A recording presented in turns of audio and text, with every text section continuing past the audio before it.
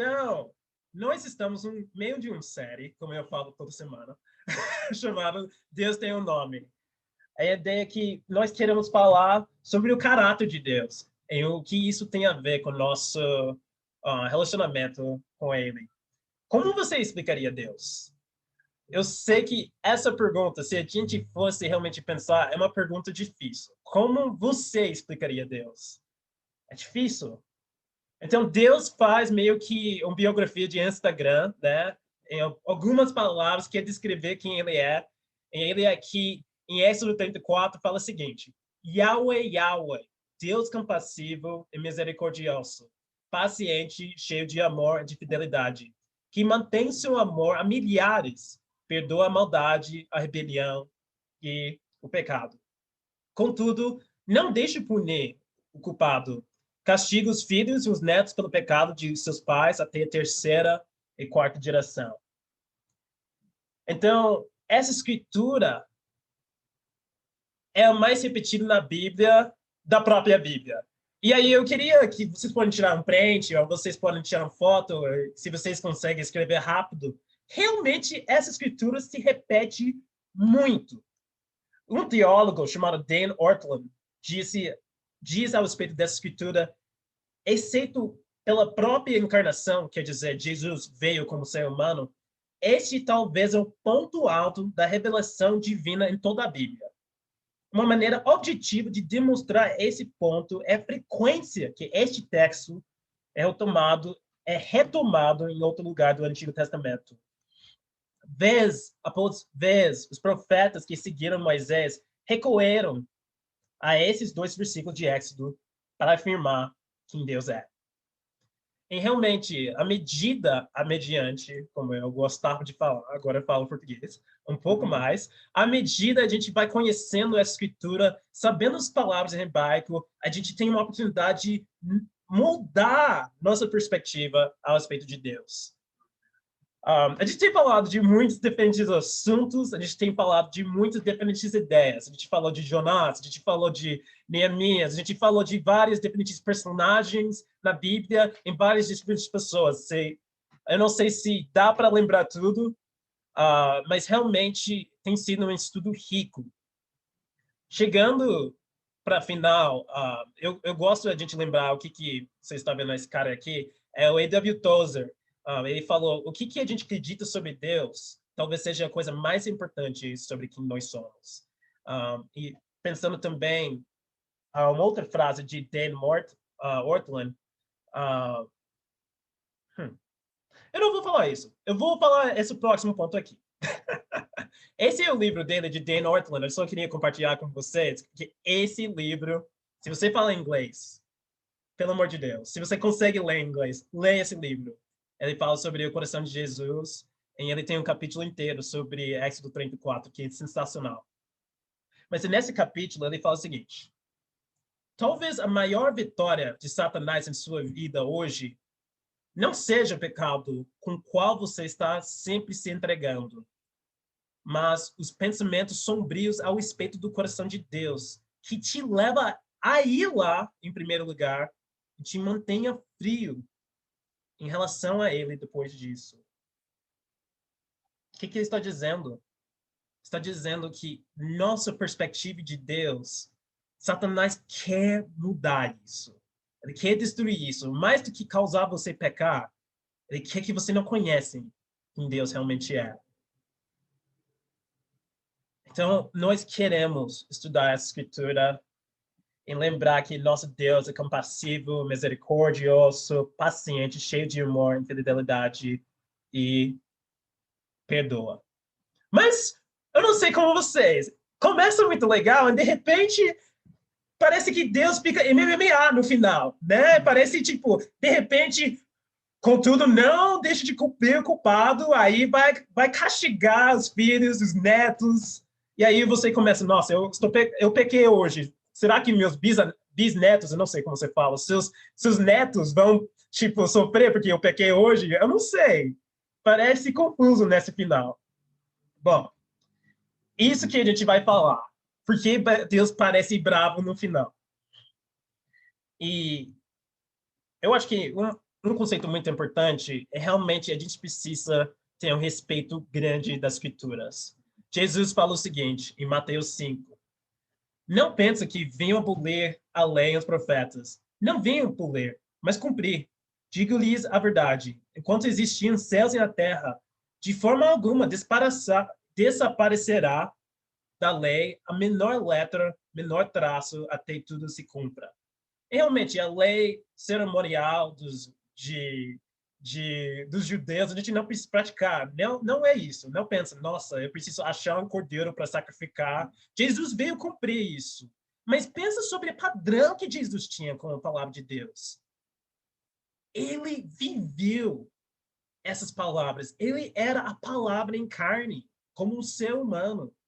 E ele vai passando, depois da escritura, para cada um dos 10 mandamentos, falando, não importa se você não mata alguém. Se você tem ódio no seu coração, você já não está vivendo o que Deus imaginou quando ele queria te libertar. Se você não está adulterando, não está traindo sua esposa, não significa que você é puro. Então, ele vai levando as escrituras para lugares profundos no nosso coração. Então, às vezes tem partes da Bíblia que é difícil engolir, difícil entender. Eu não quero que nós sejamos um grupo de pessoas que tem medo dessas escrituras. Eu quero que a gente possa aproximar. Talvez vai ser difícil entender, talvez até depois de entender, a gente não entende direito, ou a gente não concorda, mas se queremos ser seguidores de Jesus, nós queremos submeter à autoridade de Deus, entender o que ele está fazendo é para nosso bem. Então, essa é a parte talvez mais difícil, a gente pensar sobre essa parte, mas eu acredito que conforme a gente vai falando dessa última parte, na verdade, vai causar mais inspiração do que medo. Então, vamos lá. O caráter de Deus é lindo. A gente tem menos tempo, a gente tem um versículo inteiro que a gente não explorou, então eu vou rápido. Que mantém seu amor a milhares. Então, a gente está vendo, como eu falei semana passada, uma repetição da palavra recede, que é amor, que está ligado à ideia de aliança. Deus não abandona seu povo. Ele vai nos amando de uma forma fiel. Mas essa palavra aqui, eu nem sei como falar em hebraico. Alguém quer falar essa e outra, que está embaixo de recede? Como você pronuncia isso? Claramente é Nitzur. Claramente. O que você acha? A Eileen fala português de Portugal, então ela sabe. Qual é, Eileen? Ela está distante. Mas depois ela vai falar como pronunciar isso. Então, Neser é isso, João? Fechou. Então, Neser tem um significado de proteger, guardar. Tipo, eu quero que Deus me guarda no amor dele, como fala em Salmos 40:11. Não me negas a tua misericórdia, Senhor, que teu amor e tua verdade sempre me protegem. Então, nessa escritura, a gente vê a linguagem de Êxodo 34, especialmente para pessoas que querem a proteção de Deus. Pode ser de situações ruins, pode ser de situações complicadas, pode ser de pessoas complicadas. Mas qual que seja, a gente não quer só sentir o amor, compaixão, misericórdia. A gente quer que esse amor faz algo a respeito de nós, nesse sentido de proteção. E essa proteção de Deus é sem limites. Deus vai nos protegendo ao resto das nossas vidas, e se a gente continua fiel até a eternidade. Perdoa a maldade, rebelião e pecado. Beleza. Então, começando aqui. Muitas pessoas acham essa ideia de perdão, começando com perdão, que é uma coisa nova. Tipo, Jesus vai apresentando o conceito, tipo, isso é perdão, desculpa, Pai, Papa God, Pai Deus, eles estavam meio bravos. Aí, no Novo Testamento, chega Jesus e ele falou, a gente vai perdoar, né? Tipo, a gente vai perdoar sua dívida estudantil, que eu gostaria se Deus fizesse isso. Mas meu ponto é, não é do nada que fala sobre perdão. Ao longo do Velho Testamento inteiro, Deus falou de perdão. Acontece muitas vezes essa palavra perdão no Velho Testamento. Mas o que significa essa palavra quando a gente pensa no hebraico? A palavra é nasa. Sim, por isso eu coloquei astronauta. Porque é similar. Olha, é muito legal. Porque, nossa, o que você pensa? Foguete se levantando? Top, né? A palavra nasa significa se levantar. Significa se carregar ou até se tirar. Que claramente você pode ver a conexão com NASA. Sim, talvez. Mas talvez ainda mais a gente pode ver essa similaridade com Jesus, que foi levantado na cruz, que carregou nossos pecados, que foi o Cordeiro que nos tirou dos nossos pecados, que tirou nós dos nossos pecados. É isso que essa ideia de ser levantado, Jesus foi levantado, carregar nossos pecados, e o que João Batista estava falando quando ele falou, aí vem o Cordeiro que tira o pecado de todo mundo. Yahweh perdoa a maldade, rebelião, o pecado. E essas palavras aqui é a conjunção das palavras mais comuns de explicar como que nós, seres humanos, não estamos seguindo o plano original de Deus.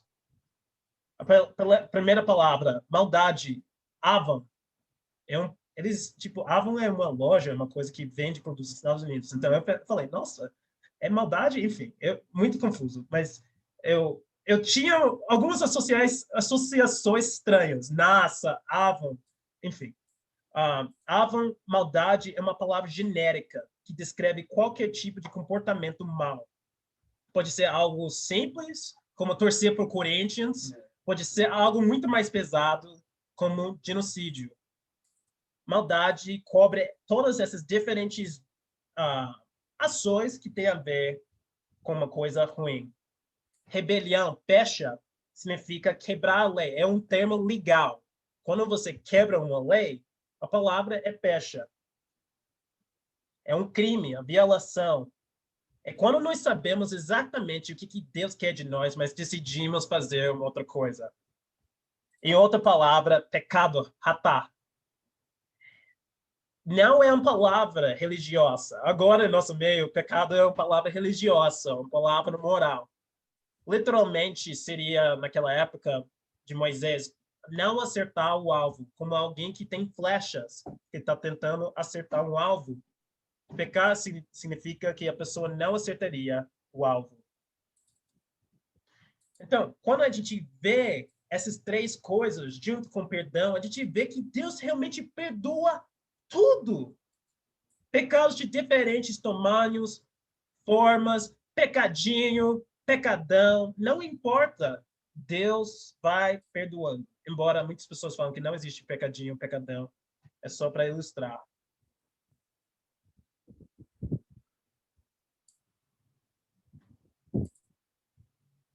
Vai, filha. Aqui a gente pode ver um pouco sobre o perdão de Deus em Miqueias 7, 18 a 20. Quem é comparável a ti, ó Deus, que perdoas o pecado, esqueces a transgressão do remanescente da sua herança. Tu não permaneces irado para sempre, mas tem prazer em mostrar amor. De novo, terás compaixão de nós. Pisarás as nossas maldades. Tirarás todos os nossos pecados nas profundezas do mar. Mostrarás fidelidade a Jacó, bondade a Abraão, conforme prometeste sob juramentos a nossos antepassados na antiguidade. A gente pode ver a linguagem de Êxodo 34 aqui, enquanto Deus anseia em perdoar a gente. Deus quer nos perdoar. Não é uma coisa obrigatoriamente que ele está fazendo porque, eu devo perdoar os caras, eles não têm chance. Eu devo perdoar as meninas, não tem chance. Não é isso. Deus quer nos perdoar. É algo que ele deseja profundamente fazer para nós. Não é que Deus perdoa. Yahweh não perdoa. É do caráter dele. É uma coisa mais profunda. Ele não é uma coisa que ele faz, é quem ele é. Ele é um Deus que perdoa. Mas continuando, a gente precisa falar de outra parte. Ele não deixa de punir o culpado. Sim, Deus, na natureza dele, ele perdoa pecado, mas ao mesmo tempo ele é justo. Há muitas pessoas que honestamente não querem perdão, porque eles continuaram não vivendo pedindo perdão para Jesus. Especialmente aqueles que negam que são pecaminosos. No final das contas, em nossa ponto de vista secular que a gente tem no Ocidente, a gente está vivendo uma progressão constante para utopia, né? Utopia é a palavra. Utopia. Porque seres humanos, no ponto de vista secular, a gente quer coisas boas. E se a gente só basta pensar menos em religião, e de repente, ao longo do tempo, a gente vai melhorando a sociedade e chegar à utopia. Mas isso vai contra o ensinamento que a gente vê na Bíblia, que a gente foi feito na imagem de Deus, de uma forma maravilhosa, especial, mas nós caímos. E por isso, todos pecaram, estão destituídos da glória de Deus. A ideia é que, naturalmente, só basta a gente conversar, a gente vai progredir para uma sociedade melhor, sem precisar de seguidores de Jesus, sem precisar de trabalhar nosso próprio caráter, é uma mentira total. É um Deus da nossa sociedade, que é chamado progresso. E não existe progresso sem Deus. O que a gente pode ver que, na verdade, muitas pessoas têm a visão diferente. O que seria essa utopia? Tem a visão da esquerda, o que é utopia. Tem viés de direita, que é uma utopia. Causa um tribulismo em uma briga de guerra, de cultura ao respeito. O que seria a sociedade perfeita? Porque sempre é o outro que está pecando. Sempre é o outro que é problema. Nós temos tendência a negar nosso próprio pecado como seres humanos e apontar para os outros os pecados deles. Então, como seres humanos, não reconhecemos muitas vezes que temos pecado enquanto isso causa dano para as outras pessoas. Então, Deus não fala, vamos meter louco e destruir a humanidade. Ele decidiu não fazer isso. Mas ele é justo. A justiça de Deus é uma coisa boa. Ele não deixa de punir o culpado. E eu acho que eu, especificamente, posso arrepiar essa ponto porque eu tenho alma mais culpado, né? Tipo, eu sou culpado, eu sempre estou fazendo coisa errada. Mas pensa um pouco, o que seria um mundo sem maldade? Deus não está querendo uma vingança para retribuir pecado e causar a gente sofrer. Imagina um mundo onde crianças que estão trabalhando em Indonésia por 12 horas, recebendo centavos, não acontece mais. Imagina o que seria o mundo sem aqueles governos que destroem a economia, que roubam do seu próprio povo e aprovam corrupção. Imagina um mundo sem abuso, sem vício, sem violência, sem racismo, machismo, ansiedade, depressão, qualquer transtorno emocional, nem divórcio, traição, famílias disfuncionais. Não teria maldade nenhuma. Imagina um mundo assim. Normalmente um candidato a presidente só fala, basta votar em mim e você vai receber isso. Não! Não! Se tivéssemos justiça de Deus, teríamos todas essas coisas. Ele quer um mundo assim. E você quer um mundo assim. E se você é um seguidor de Jesus, eu coloquei no mundo, nós vamos ver esse mundo um dia.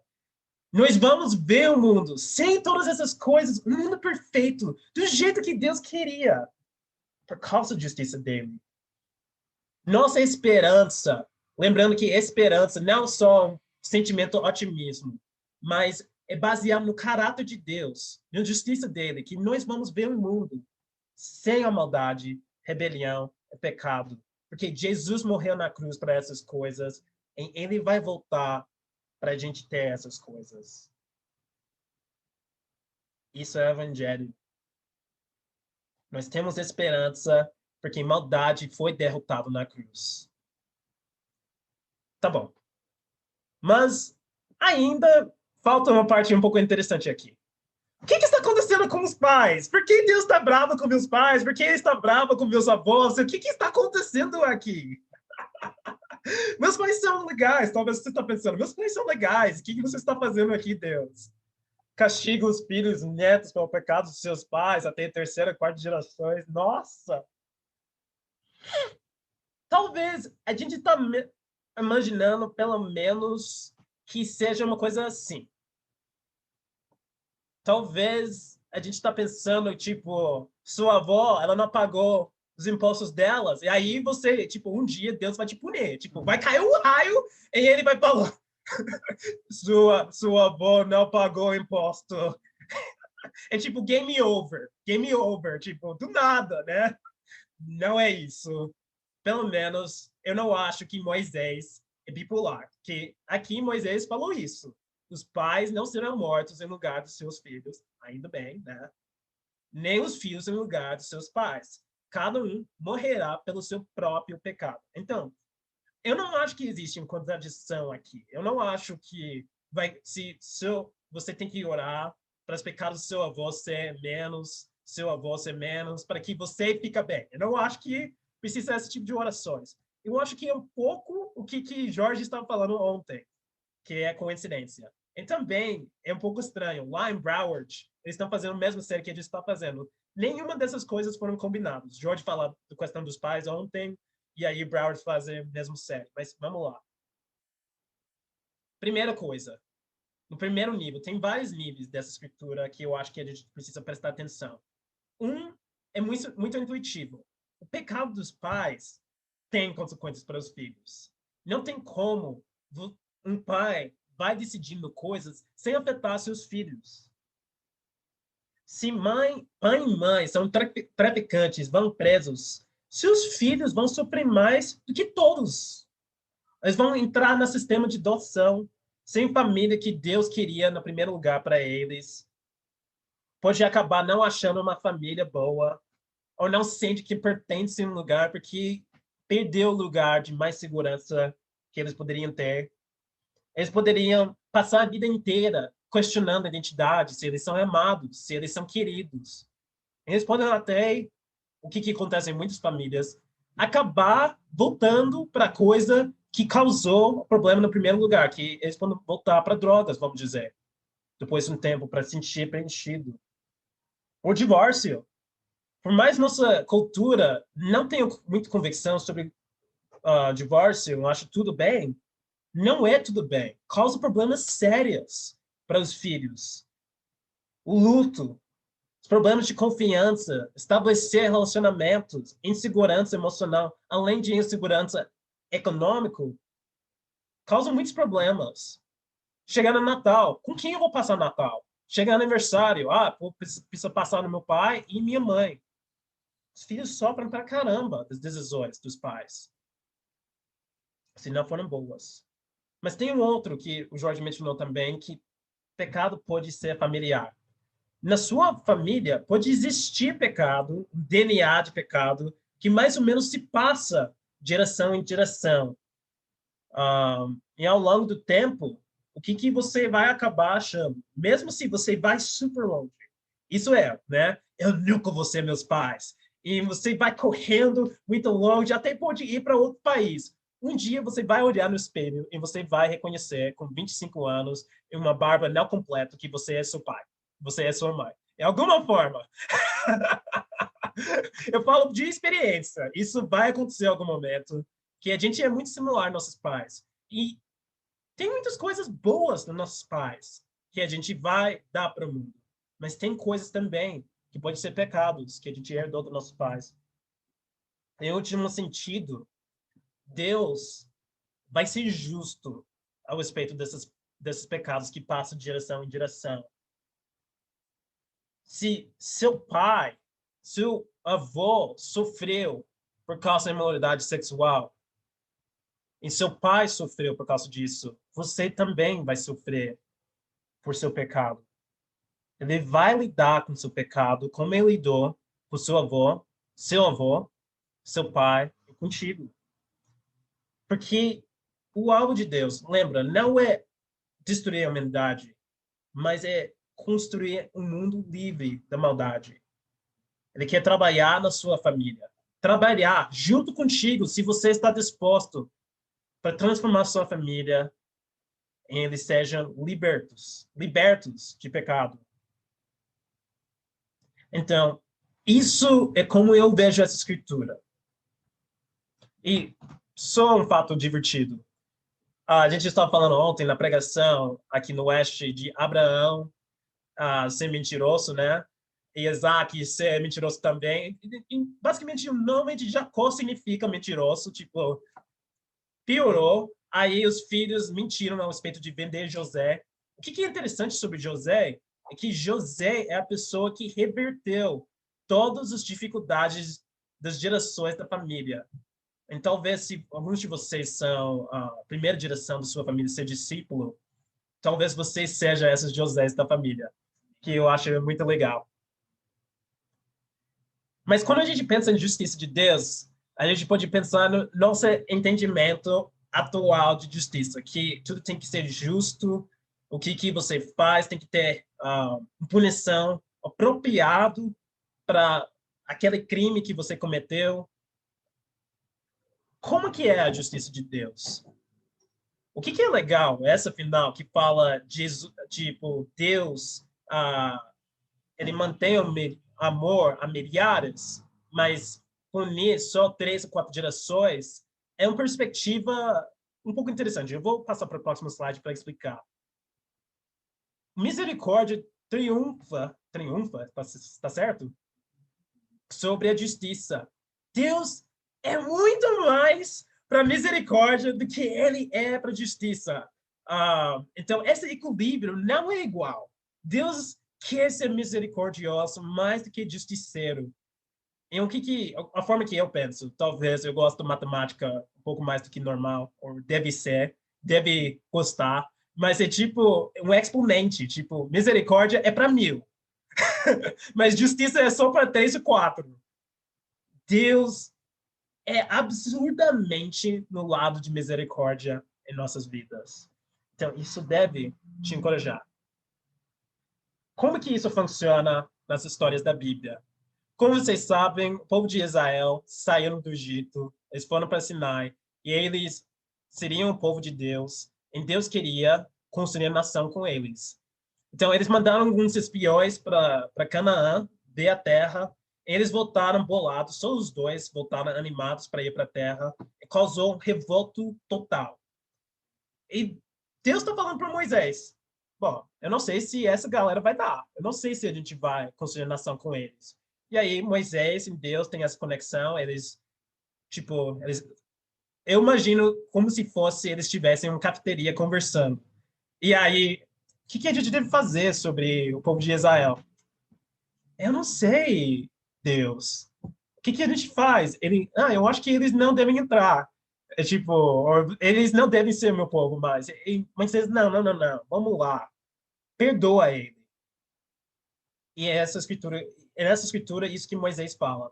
Mas agora, que a força do Senhor se manifeste, segundo prometeste. O Senhor é muito paciente.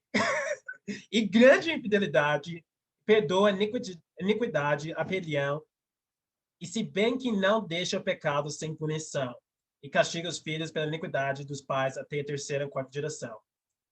Então, ele está falando, Deus, você lembra aquele papo que a gente teve na montanha? Você perdoa as pessoas. E o que Deus fala? Ele fala, mas esse povo, eu não sei se eu vou... Não. O que ele fala? O Senhor respondeu, eu só perdoei conforme você pediu. Faço. Tipo, claro, eu perdoo eles. Tô nem aí, perdoa eles. que eu acho incrível. Deus realmente quer perdoar. Lembra isso. Deus está ansioso perdoar a gente.